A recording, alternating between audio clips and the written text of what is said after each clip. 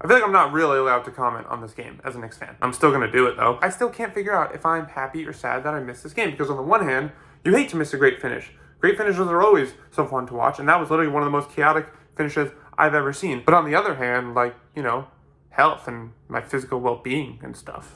Look, I might be a Knicks fan, but I'm not a blind homer, okay? I'm willing to admit when something shouldn't have gone in the Knicks' favor. And truthfully, I think that was a missed foul call. Because even if you want to say that Asar Thompson didn't have possession of the ball, which he didn't, okay? That does not give Dante DiVincenzo the right to treat him like an offensive lineman. I mean, he literally tried to tackle Thompson the same way those guys tried to tackle Cam Newton. Now again, I'm going to say the same thing I've said about the refs all year and for really so many years. Like, I do try to give them the benefit of the doubt because their job is hard. And I think one thing a lot of fans fail to sort of acknowledge is that their perception of a play it's so much different, right? Because fans get to just sit there and watch it, and they get all the replays and so many different angles, and it's in slow motion, and they're not forced to make a split-second call or no call, versus refs have to do that all in real time from one angle. Like, one of my biggest pet peeves is when fans, will watch a play in slow motion zoomed in and just be like, see, that was clearly a foul.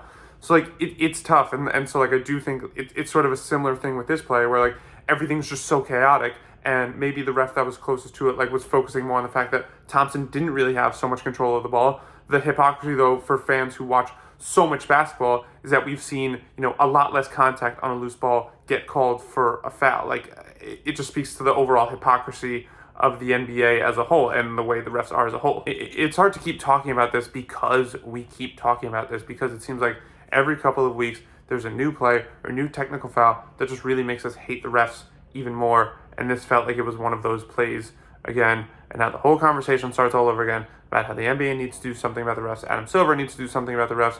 Things need to change because it's really bad. And it's just such an exhausting conversation. Because it's true. It's true. Something does need to be done with the refs. Like, they just seem to be getting worse and worse with every passing year. Like, I feel like every year we say, like, oh, the refs are particularly bad. But it's just getting worse and worse. And, like, yeah, I'm a Knicks fan, so I'm really happy that the no call worked out in our favor. I'm really happy it led to us getting the win. But as a basketball fan, it disappoints. First of all, it kind of, it's just like gross that it took that much to beat the league worst Pistons. Like, that's, ugh.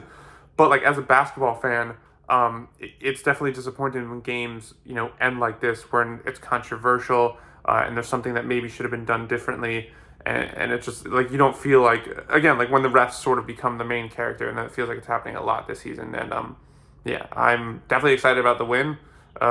But it feels gross and kind of makes me want to take a shower.